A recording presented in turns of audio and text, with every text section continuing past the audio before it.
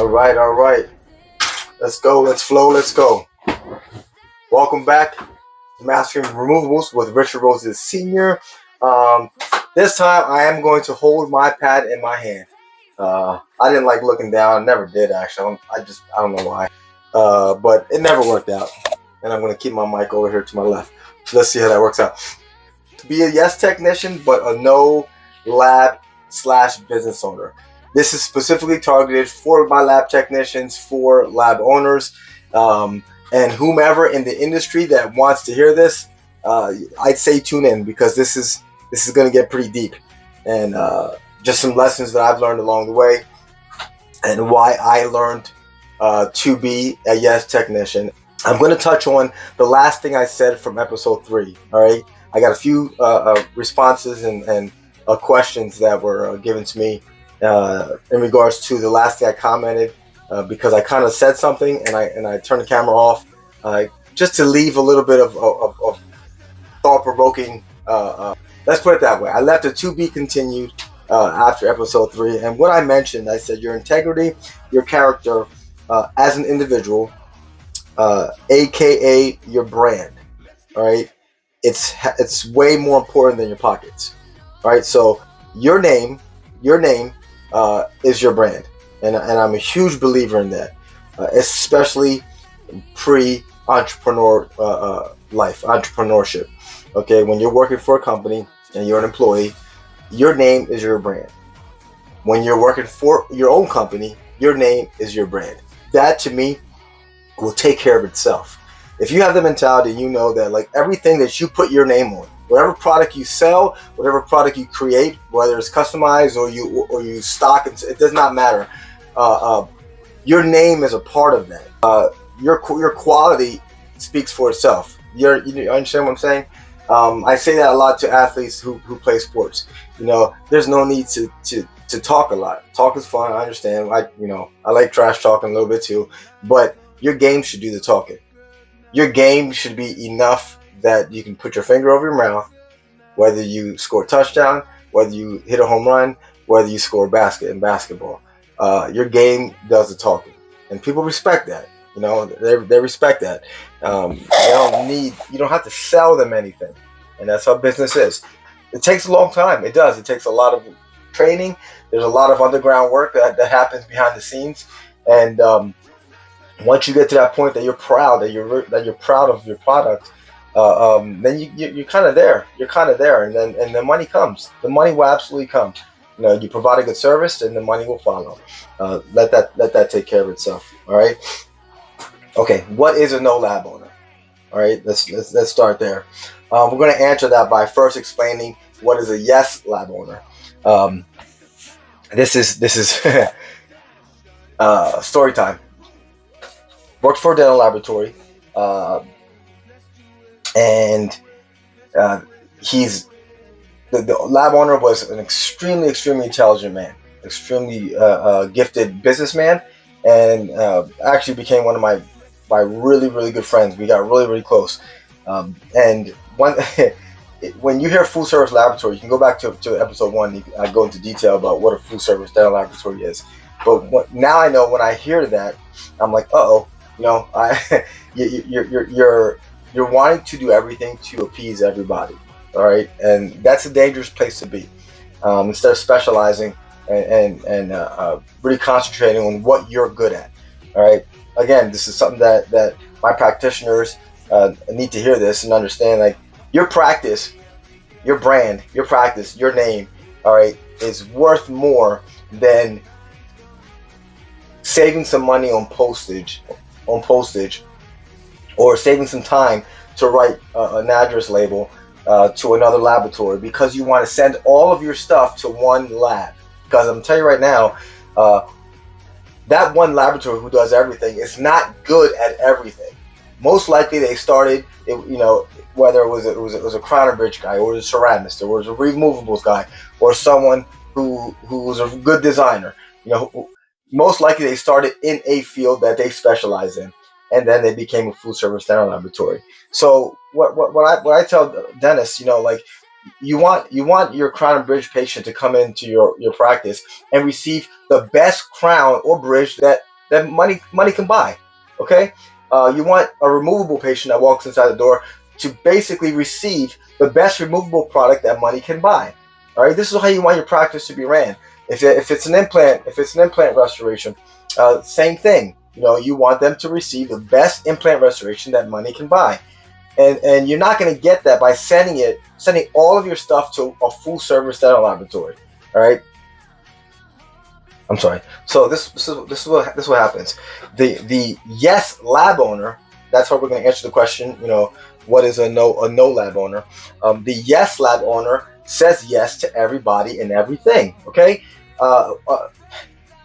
When I worked for this dental laboratory, we would have doctors call and try and treat and plan a case and say, okay, look, this is what I'd like to do. This is my idea. I've seen this done before. I went to a course and I've seen this done. Could we do the work? No. Do we have the capability of doing the work? Yes. Do we have the equipment? No. So literally, he would purchase items and things and equipment. He purchased equipment just to accommodate this doctor. There was not one technician in his laboratory that knew how to do it. But we were going to learn, and we were going to learn on the fly. Now, you have smart individuals, you have good technicians that can, you can learn it. And I'm sure if you can handle one responsibility in the lab world very well, you can probably handle another, okay?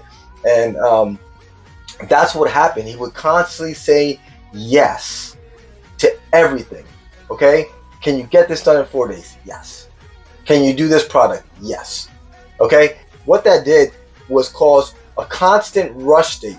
It caused a constant rush state for the technicians and for his lab and for his entire lab, because you're constantly trying to learn something new. Lack of time to get something done. So not only were you learning how to do something new, you had a window of time to get it done in. But the worst part about the whole thing was it didn't allow proper training for his technicians. So we weren't being trained like we should have been. You can't master something in the dental world. You really can't master anything until you've done it 200 times. Okay, 100 times you're pretty good. 200 times you master it. Okay, it takes time to master anything that you do. Anything you do, it takes time to master it. But in the dental world specifically, it's all customized work. So being a yes lab owner is extremely, extremely dangerous. And so when I say what is a no lab owner, learn to say no. Learn to say no. It is okay to say no. We have not done that before, but you know what? I can recommend another laboratory that I'm pretty sure knows how to do that. Or I'm sorry, we can do this. We supply this product, and how's that? And if the dentist says no and he goes another direction, then let him go another direction. It's totally okay. It's okay to turn your clients onto someone else. Okay, if you can't give them what somebody else can. So now we're going to move on to what is a yes lab technician. All right, this is very important. Okay, for all my lab folk out there, pay attention. This is where the trajectory of your career, skyrockets, and how you stop being stuck in one position at a dental laboratory, and this is how you do it. I got three basically key points on how to become a yes technician. A yes technician, all right. One, it's constantly being in a yes state. Take pride in your customized work. All right, take pride in your customized work. Understanding, like I mentioned before, that your work is your name. It's your brand. So regardless if your work is going inside of a box and shipping out, and no one's seeing it but the people in your department, take pride in your work. You're an artist. Being a lab technician, you're basically an artist constantly being judged. You're constantly being told whether that's good or whether it's not good. All right. As a yes technician, you want your work to leave your bench pristine. Okay. You want no flaws. Take pride in being judged for your work. Okay, because it's gonna happen. Normally you got three sets of eyes that see your work before it goes on to the next step, or before it goes out the door to the dentist office. All right. So that's number one. Take pride in your customized work. You're an artist constantly being judged, and your name is your brand. Get that, guys? Your name is your brand. Number 2, all right? Do not think that you've ever arrived as a lab technician. All right, that's I say lab technician, but that's any profession actually. As a matter of fact, one second. Okay. The second you think that you've learned the task, all right, and you're done, and you can move on to perfecting something else, all right, you've lost. You've already lost. This world of dentistry, of dental technology, is constantly moving. It's constantly changing. People are coming up with new ways of doing things. Even if you've done the same task for 20 years in a row, okay, there are new ways of doing it. So keep yourself refreshed. All right. Keep looking at YouTube videos. You know, of course, networking. Networking is huge, and that's how I believe I became, you know, the technician that I became, is networking. I'm always looking and seeking for. That's actually one of the other things I'm going to mention here, for conferences and courses to go to, where I can meet other technicians. All right, it's huge. There are so many ways to skin the cat when you're completing a task in dental technology. Okay, and same thing with designing. Things are getting upgraded and updated all the time. So never stay stagnant. Never have a mindset that you think you arrived. Okay, that's number 2. Again, how to be a yes technician. Number 3, every lab technician has a 24-hour currency. Notice I did not say an 8-hour day currency. Not 8 hours in a day.